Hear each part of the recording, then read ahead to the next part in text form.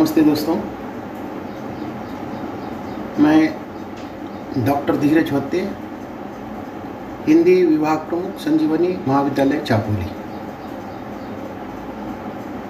BA तृतीय वर्ष ऐच्छिक हिंदी पाठ्यक्रम के अंतर्गत छठे सत्र में प्रश्न पत्र क्रमांक 11 साहित्य शास्त्र को हम देख रहे हैं। पाठ्यक्रम में पहला जो अध्याय है वो काव्य से संबंधित है। इसके अंतर्गत हम काव्य का अर्थ, परिभाषा और उसके स्वरूप की चर्चा कर रहे हैं। इसके पूर्व काव्य की परिभाषा को लेकर, उसके लक्षण तथा स्वरूप को लेकर हमने प्रस्तावना की थी। आज के इस ताशिका में आप सभी का हार्दिक स्वागत है। आज के इस ताशिका में हम काव्य परिभाषा के अंतर्गत संस्कृत आचार्यों के द्वारा काव्य संबंधी जो परिभाषा की है उसकी हम चर्चा करेंगे। संस्कृत आचार्यों की जो काव्य संबंधी जो परिभाषाएं हैं उसको देखते समय हम जानते हैं कि संस्कृत काव्य शास्त्र में सर्वप्रथम आचार्य भरत मुनि ने अपनी रचना नाट्य शास्त्र में काव्य संबंधी विचार प्रस्तुत किए हैं। भरत मुनि ने अपने नाट्य शास्त्र के अंतर्गत काव्य शास्त्र का जो अर्थ है, काव्य शास्त्र से संबंधित उनका जो विचार है वह प्रस्तुत करते हुए कहते हैं कि कोमल एवं ललित पदों से युक्त, गूढ़ शब्दार्थ सहित, सर्वजन सुलभ, युक्ति युक्त, नृत्य योजना से युक्त, विभिन्न रसों को प्रवाहित करने वाली तथा अनुकूल संधि योजना वाली रचना उत्तम काव्य कही जा सकती है। तो इस प्रकार नाट्यशास्त्र के अंतर्गत भरत मुनि ने काव्य संबंधी अपने विचार प्रस्तुत किए हैं। बहुत ही सीधे साधे शब्दों में उन्होंने काव्यशास्त्र से संबंधित या काव्य से संबंधित अपने विचार व्यक्त किए हैं। कोमल एवं ललित पदों से युक्त रचना को उन्होंने काव्य कहा है, जिसके अंतर्गत गूढ़ शब्दार्थ रहित, सर्वजन सुलभ, युक्ति युक्त, नृत्य योजना से युक्त, विभिन्न रसों को प्रवाहित करने वाली तथा अनुकूल संधि योजना वाली रचना को उत्तम काव्य कहा है। तो इस विचार में उन्होंने नृत्य योजना का शब्द प्रयोग किया है। निश्चित ही उनका जो ग्रंथ है नाट्यशास्त्र को ध्यान में रखते हुए इस प्रकार की उन्होंने परिभाषा की है। अधिकांश विद्वान इस परिभाषा को लेकर मानते हैं कि भरत मुनि ने यह परिभाषा नाटक को लक्षित करते हुए लिखी है, इसलिए इस परिभाषा को काव्य के लक्षण नहीं स्वीकार कर सकते। यह काव्य की जो परिभाषा है उसको हम नहीं कह सकते। तो इस प्रकार का जो विचार है विद्वानों ने किया है, या इस परिभाषा को उन्होंने काव्य परिभाषा के अंतर्गत स्थान नहीं दिया है। भरत मुनि के बाद दूसरे जो महत्वपूर्ण संस्कृत के विद्वान हैं आचार्य भामह की परिभाषा को हमें देखना है। आचार्य भामह अपनी साहित्य की जो परिभाषा है वह इस प्रकार करते हैं: शब्दार्थो सहितो काव्यम। आचार्य भामह शब्द और अर्थ के सहित भाव को काव्य कहते हैं।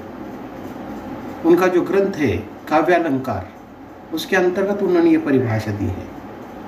तो उसमें वे लिखते हैं कि शब्दार्थो सहितो काव्यम।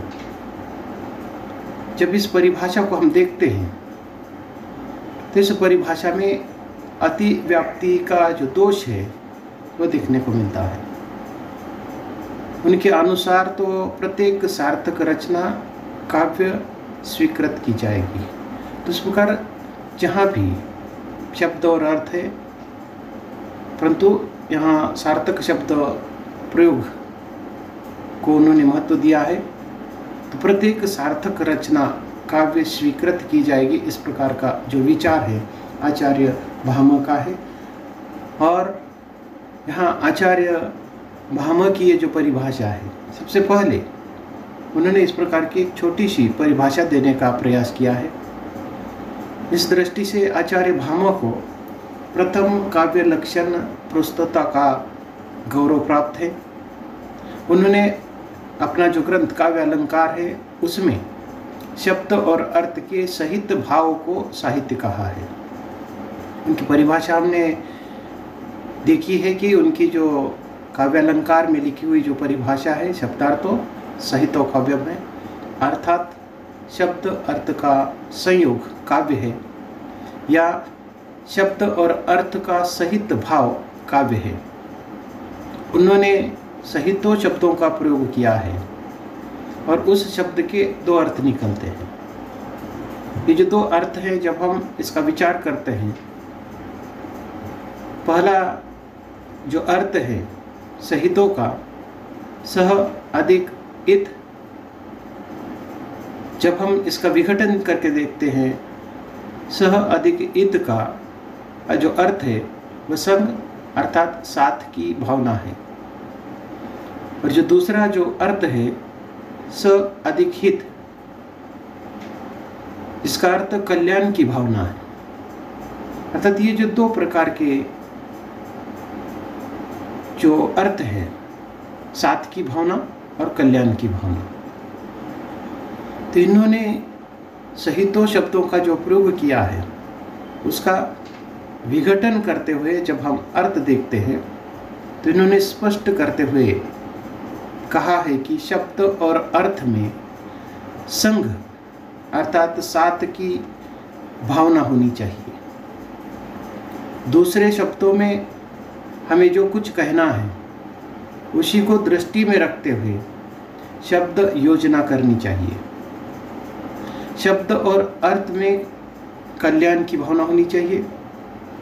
इसका अर्थ भी यही है कि शब्दों में योग्य यानी कि इष्ट अर्थ भरा हुआ होना चाहिए, उसे ही काव्य कहते हैं। तो इस प्रकार इस लक्षण में भामह की ये जो परिभाषा है, इस परिभाषा में हमें अतिव्याप्ति का दोष दिखाई देता है। ये परिभाषा काव्य के अत्यंत व्यापक और बाह्य स्वरूप को स्पष्ट करती है। इसमें साहित्य के अंतरंग जो तत्व जिसको हम रस कहते हैं उसका उल्लेख दिखाई नहीं देता है। तो इस दृष्टि से इस परिभाषा को हम जब देखते हैं तो बाह्य स्वरूप को ही स्पष्ट करने का प्रयास हुआ है। शब्द और अर्थ के सहित भाव को उन्होंने काव्य कहा है। तो इस प्रकार उन्होंने अपने काव्यालंकार में शब्दार्थों सहितो काव्यम की जो परिभाषा दी है, यह परिभाषा अतिव्याप्ति दोष से ग्रसित है और इसके अनुसार तो प्रत्येक सार्थक रचना काव्य कही जानी चाहिए।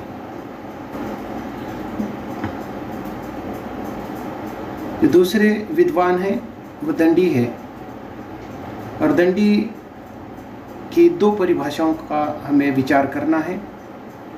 पहली परिभाषा शरीर तावदिष्टार्थ विवच्छिन्ना पदावली और दूसरी जो परिभाषा है काव्य शोभाकरान धर्मान अलंकारान प्रचक्षते। इन दोनों परिभाषाओं को हमें देखना है। तो उन्होंने अपने ग्रंथ काव्यादर्श में जो शरीर तावदिष्टार्थ विवच्छिन्ना पदावली है उसमें अभिष्ट अर्थ को प्रकट करने वाली शब्द योजना को काव्य शरीर कहा है। अर्थात इस परिभाषा का सीधा साधा अर्थ शरीर तावदिष्टार्थ विवच्छिन्ना पदावली यानी कि व्यवस्थित पद रचना को या व्यवस्थित पदावली को उन्होंने शरीर कहा है। दंडी ने केवल शब्द को ही काव्य माना है और उनके मतानुसार अभिष्ट अर्थ से संपन्न होना तो शब्द का गुण है। काव्य शास्त्र में दंडी की सबसे बड़ी देन यही है कि उन्होंने काव्य शरीर का सर्वप्रथम उल्लेख किया है। काव्य को उन्होंने शरीर माना है। काव्य का यह जो लक्षण है, तो इस लक्षण में भी अति व्याप्ति का दोष दिखाई देता है। अति व्यापक दृष्टि से इस परिभाषा का अर्थ प्रस्तुत होता है। उनकी जो दूसरी परिभाषा है, दूसरी परिभाषा में वे कहते हैं कि काव्य शोभाकरान धर्मान अलंकारान प्रचक्षते, अर्थात काव्य को शोभा प्रदान करने वाले धर्म को अलंकार कहते हैं। लेकिन इस परिभाषा को भी बाह्य दृष्टि से उन्होंने देखा है। काव्य का जो बाह्यांग है, यानी कि काव्य की शोभा बढ़ाने वाला जो धर्म है वह अलंकार है, तो इसके अंतर्गत उन्होंने अलंकार को महत्व दिया है। तो इस प्रकार दंडी ने काव्य लक्षण प्रस्तुत करने का जो प्रयास किया है, उन्होंने जैसे कि ये जो शरीर तावदिष्टार्थ विवच्छिन्ना पदावली है, तो इसका सीधा साधा अर्थ इसी प्रकार का है कि व्यवस्थित बंधे हुए शब्दों के समूह को काव्य कहते हैं। इन शब्दों में इष्ट अर्थ भरा हुआ होना चाहिए। आगे वह कहते हैं कि शब्द काव्य का शरीर है और उसमें भरा हुआ जो अर्थ है उसकी आत्मा है। तो इस प्रकार यहाँ भी हम देखते हैं कि भामह की तरह शब्द और अर्थ को महत्वपूर्ण माना गया है। दंडी ने केवल जो शब्द है वह काव्य का शरीर माना है और शब्द का जो अर्थ है उसको उन्होंने काव्य की आत्मा माना है। तो इस प्रकार यहाँ शब्द और अर्थ को उन्होंने महत्वपूर्ण स्थान दिया है। शब्दों में इष्ट अर्थ भरा हुआ होना चाहिए और आगे वे कहते हैं कि शब्द काव्य का शरीर है और उसमें भरा हुआ जो अर्थ है उसकी आत्मा है। उन्होंने दूसरी एक परिभाषा दी है जिसके अंतर्गत काव्य दर्शन में वे लिखते हैं या उसको व्यक्त करते हुए या काव्य का अर्थ स्पष्ट करते हुए उसकी महत्ता का प्रतिपादन करते हुए लिखते हैं कि काव्य शोभाकरान धर्मान अलंकारान प्रचक्षते, अर्थात काव्य को या काव्य की शोभा प्रदान करने वाला जो धर्म है अलंकार है। हम जानते हैं कि जिस प्रकार मनुष्य को अपनी सुंदरता को बढ़ाने के लिए अलंकारों की आवश्यकता होती है, उसी प्रकार यहाँ काव्य को या काव्य की शोभा बढ़ाने के लिए अलंकारों की आवश्यकता होती है। अर्थात जिस रचना में अलंकारों का बार बार प्रयोग किया जाता है उसे काव्य कहते हैं। इतना ही नहीं तो काव्य अलंकारों के बिना हो ही नहीं सकता। दूसरे शब्दों में काव्य के लिए अलंकार धर्म के समान है। तो इस प्रकार दंडी ने यहाँ ये जो परिभाषा दी है काव्य शोभाकरान धर्मान अलंकारान प्रचक्षते, तो इसके अंतर्गत काव्य को शोभा प्रदान करने वाले धर्म को उन्होंने अलंकार कहा है और बिना अलंकार के कोई काव्य नहीं हो सकता है। काव्य के लिए अलंकार ही धर्म के समान है। तो इस प्रकार की जो व्याख्या है या परिभाषा है उन्होंने दी है। चौथे जो विद्वान हैं आचार्य वामन, उन्होंने काव्य की परिभाषा को व्यक्त करते समय रीति रात्मा काव्यस्य, तो इस प्रकार की परिभाषा उन्होंने दी है। आचार्य वामन ने गुणों तथा अलंकारों से युक्त शब्दार्थ को काव्य कहा है। इसमें गुण और अलंकार दोनों महत्वपूर्ण हैं। इन दोनों के साथ साथ युक्त शब्द यानी कि इष्ट योग्य शब्द होना चाहिए और उसको ही उन्होंने काव्य माना है। तो इस प्रकार आचार्य वामन ने गुणों तथा अलंकारों से युक्त शब्दार्थ को काव्य माना है। यहाँ यह बात महत्वपूर्ण है कि भामह ने केवल शब्दार्थ को काव्य माना था, लेकिन वामन ने गुण अलंकार सहित शब्दार्थ को काव्य की घोषणा की है।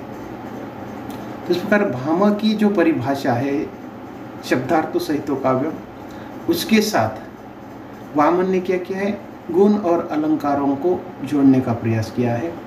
तो इस प्रकार भामह की परिभाषा को थोड़ा सा विस्तृत रूप देते हुए वामन ने गुण अलंकार सहित शब्दार्थ को काव्य कहा है।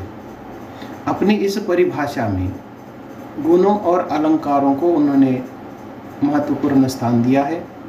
यह परिभाषा भी स्वीकार नहीं की जा सकती, क्योंकि ऐसा करने से तो गुणहीन और अलंकारहीन रचना को काव्य नहीं कहा जाएगा।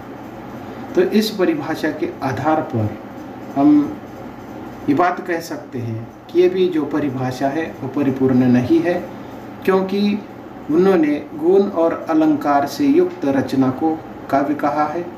अगर किसी रचना में गुण नहीं है, अलंकार नहीं है, तो क्या उस रचना को काव्य नहीं कहना चाहिए?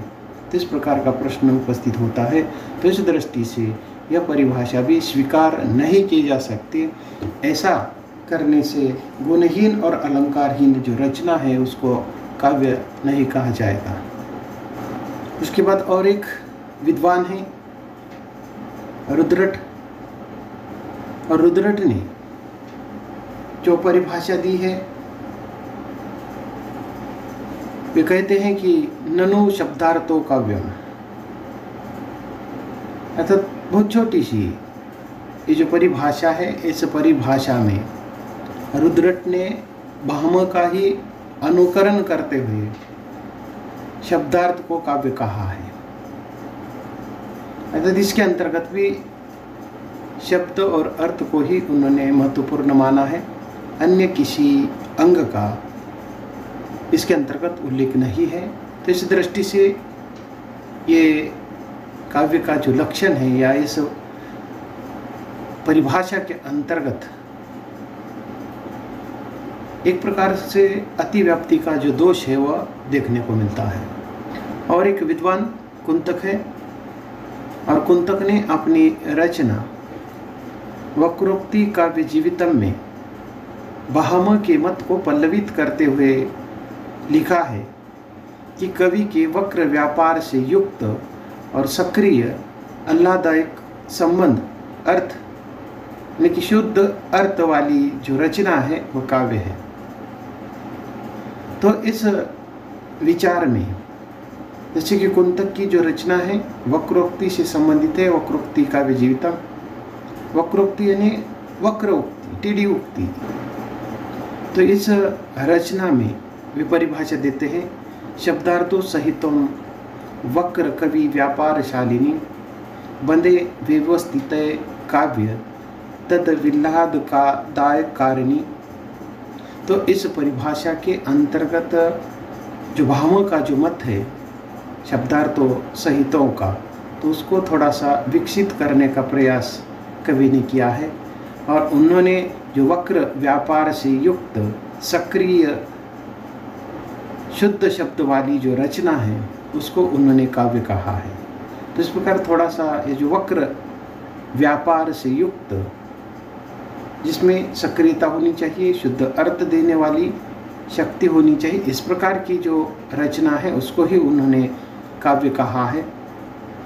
उसके बाद और एक विद्वान है आचार्य भोजराज, और आचार्य भोजराज अपनी जो परिभाषा है उसको लेकर वो कहते हैं कि दोष रहित गुण सहित अलंकार युक्त तथा रसयुक्त कृति को काव्य मानते हैं। आचार्य भोजराज ने ऐसी रचना को काव्य माना है जो दोष रहित हो, गुण सहित हो, यानी कि जिसमें दोष न हो, गुण हो, गुणों के साथ हो, अलंकार से युक्त हो और रस से युक्त कृति को उन्होंने काव्य कहा है। यानी कि आचार्य भोजराज के अनुसार दोष रहित रचना जिसके अंतर्गत गुण हो, अलंकार हो और रस हो, ऐसी रचना को उन्होंने काव्य माना है। आचार्य मम्मट काव्य की परिभाषा इस प्रकार करते हैं कि तद दोषों शब्दार्थों सगुण वलंकृति पुनः काव्य। तो इस परिभाषा के अंतर्गत आचार्य मम्मट के अनुसार दोष रहित और गुण सहित शब्दार्थ काव्य कहलाता है। लेकिन काव्य में कहीं कहीं अलंकार न भी हो तो काव्य की कोई हानि नहीं हो। तो इस प्रकार मम्मट के अनुसार रचना दोष रहित होनी चाहिए, गुण सहित होनी चाहिए, उसको ही उन्होंने काव्य कहा है। अर्थात ये अलंकारवादी आचार्य हैं। इस दृष्टि से उन्होंने अलंकार को महत्व दिया है, परंतु अर्थात काव्य में कहीं कहीं अलंकार न भी हो तो भी उस रचना को काव्य कहना चाहिए। इस प्रकार का उन्होंने जो विचार है व्यक्त किया है। तो इस दृष्टि से ये भी जो परिभाषा है वो परिपूर्ण नहीं लगती है। उसके बाद अगले जो विद्वान हैं आचार्य हेमचंद्र हैं, और हेमचंद्र ने अपने जो पूर्ववर्ती आचार्य हैं उन आचार्यों का समर्थन करते हुए दोष रहित गुण और अलंकार सहित शब्दार्थ को काव्य माना है। तो इस प्रकार हम देखते हैं कि अधिकतर जो विद्वान हैं शब्द और अर्थ को महत्व देते हुए, तो कुछ विद्वानों ने अलंकार को भी महत्व दिया है। तो इस प्रकार दोष रहित रचना को गुण और अलंकार से सहित शब्दार्थ को काव्य आचार्य हेमचंद्र मानते हैं। उसके बाद और एक महत्वपूर्ण जो आचार्य हैं वह विश्वनाथ हैं। उनका जो ग्रंथ है साहित्य दर्पण है। आचार्य विश्वनाथ ने अपने पूर्ववर्ती जो आचार्य हैं उन सभी आचार्यों का खंडन करते हुए रस को आधार मानकर काव्य की एक नई परिभाषा दी है। अब तक कई विद्वानों की परिभाषा को हमने देखा है, लेकिन आचार्य विश्वनाथ की ये जो परिभाषा है अन्य की तुलना में भिन्न है।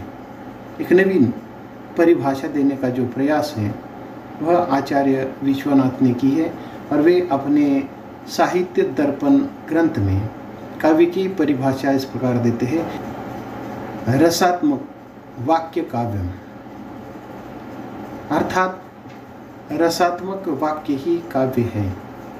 तो इस परिभाषा में रस को अत्यधिक महत्व दिया गया है, और इस परिभाषा को स्वीकार कर लेने पर काव्य के अन्य जो लक्षण हैं वह गौण हो जाते हैं।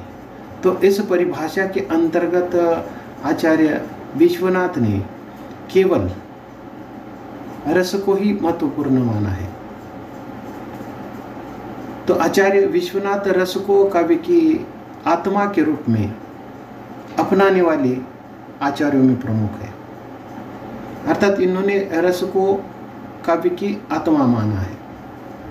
इन्होंने अपनी जो परिभाषा है, हमने देखा है कि वाक्यम रसात्मकम काव्यम या वाक्य रसात्मक काव्यम, तो इस प्रकार की जो परिभाषा दी है, तो इस परिभाषा में रसयुक्त वाक्य ही काव्य है। यानी कि रस को काव्य की आत्मा घोषित कर आचार्य विश्वनाथ ने भरत मुनि से लेकर अपने समय तक के जो काव्य शास्त्रीय हैं उन सभी की नब्ज है पकड़ने का काम किया है। यानी एक भिन्न प्रकार की जो व्याख्या है करने का प्रयास विश्वनाथ ने की है। तो उन्होंने रस को काव्य की आत्मा माना है, और इस प्रकार रस को काव्य की आत्मा मानने का जो कारण है यह है कि सभी काव्य तत्व रस की पुष्टि करते हैं। सभी विद्वानों ने काव्य के अंतर्गत रस का ये जो तत्व है उसको स्वीकार किया है, उसकी सभी ने पुष्टि की है। इसी दृष्टि से जैसे कि भरत मुनि ने भी आस्वादन को रस कहा है, आनंदवर्धन और मम्मट के अतिरिक्त अलंकार, ध्वनि, रीति, वक्रोक्ति के जो आचार हैं, इन सभी ने रस की सत्ता को स्वीकारा है। वास्तव में काव्य का जो अस्तित्व है वह रस पर ही निर्भर होता है। इस दृष्टि से हम ये बात कह सकते हैं कि बिना रस कोई वाणी काव्य नहीं कहलाती। तो इस प्रकार कि ये जो रस है साहित्य के अंतर्गत महत्वपूर्ण होता है। बिना रस की कोई रचना काव्य नहीं होती है। तो इस दृष्टि से आचार्य विश्वनाथ ने रसयुक्त वाक्य ही काव्य कहा है, अर्थात वाक्य रसात्मक काव्य में इस प्रकार की जो परिभाषा दी है, अन्य सभी विद्वानों से एक भिन्न प्रकार की, एक नई जो परिभाषा है देने का प्रयास किया है। और सभी ने इस प्रकार काव्य के अंतर्गत जो रस होता है उसकी पुष्टि सभी ने की है। तो इस दृष्टि से वास्तव में काव्य का जो अस्तित्व है वह रस पर ही निर्भर होता है। तो इस दृष्टि से बिना रस की कोई वाणी काव्य नहीं कही जा सकती। संस्कृत आचार्यों में अंतिम प्रतिष्ठित जो आचार्य है वो पंडित जगन्नाथ है। आचार्य पंडित जगन्नाथ का महत्वपूर्ण जो ग्रंथ है वह रस गंगाधर। इस रस गंगाधर काव्य में उन्होंने पूर्व त्रुटियों का निराकरण करते हुए काव्य की एक नवीन परिभाषा दी है। और परिभाषा इस प्रकार है, रमणीयार्थ प्रतिपादक शब्द काव्यम, अर्थात ही रमणीय अर्थ का प्रतिपादन करने वाला वाक्य ही काव्य है। तो इस परिभाषा के अंतर्गत रमणीय अर्थक, जिस अर्थ में हम रमणीय हो जाते हैं, यह रमणीय अर्थ को व्यक्त करने वाला जो काव्य है या व्यक्त करने वाला जो वाक्य है उसको उन्होंने काव्य कहा है। तो इस प्रकार इस परिभाषा में रमणीय अर्थ का प्रतिपादन करने वाला वाक्य ही काव्य है। तो इस दृष्टि से ये जो परिभाषा है रसवादी, अलंकारवादी और अन्य संप्रदायों के जो दोष हैं वो दूर करती हुई इस प्रकार की परिभाषा देते हुए इन्होंने रमणीयता, ये जो शब्द प्रयोग है उसको इस परिभाषा के अंतर्गत व्यक्त किया है। रमणीयता निश्चित ही काव्य का एक आवश्यक गुण है। तो इस दृष्टि से एक नई परिभाषा देने का जो प्रयास है पंडित जगन्नाथ ने अपने रस गंगाधर काव्य के अंतर्गत उन्होंने की है। तो इस दृष्टि से इसके पूर्व जिन विद्वानों की परिभाषा के अंतर्गत उनको त्रुटि दिखाई देती है उसका निराकरण करते हुए काव्य की एक नवीन जो परिभाषा है रमणीय अर्थ प्रतिपादक शब्द काव्यम, अर्थात रमणीय अर्थ का प्रतिपादन करने वाले काव्य को या वाक्य को ही उन्होंने काव्य कहा है। तो इस प्रकार ये जो परिभाषा है रसवादी, अलंकारवादी और अन्य संप्रदायों के दोषों को दूर करती है, क्योंकि यह रमणीयता निश्चित ही काव्य का एक आवश्यक गुण है। तो इस प्रकार संस्कृत के जो महत्वपूर्ण आचार्य हैं उन महत्वपूर्ण आचार्यों की काव्य संबंधित जो उनके विचार हैं या उन्होंने काव्य की जो परिभाषा की है या काव्य से संबंधित जो उन्होंने लक्षण बताए हैं उसकी हमने चर्चा की है। संस्कृत काव्य शास्त्र में सबसे पहले जो आचार्य है भरत मुनि ने अपनी रचना नाट्य शास्त्र में काव्य संबंधित जो विचार व्यक्त किए हैं उसको भी हमने देखा है। उसके बाद आचार्य भाम की जो परिभाषा है शब्दार्थ सहितो काव्यम उसको भी हमने देखा है। आचार्य दंडी की जो दो परिभाषा हैं उसको भी हमने देखा है। उनकी पहली जो परिभाषा है वह शरीर तावदिष्टार्थ विवच्छिन्ना पदावली, और दूसरी एक परिभाषा में वे लिखते हैं कि काव्य शोभाकरान धर्मान अलंकारान प्रचक्षते, अर्थात ही काव्य की शोभा करने वाला धर्म अलंकार को उन्होंने कहा है। उसके बाद वामन की परिभाषा को हमने देखा है रीति रात्मा काव्यम। तो इस परिभाषा के अंतर्गत उन्होंने गुणों तथा अलंकारों से युक्त शब्द को काव्य माना है। और इसी के साथ साथ हमने रुद्रट की भी परिभाषा को हमने देखा है।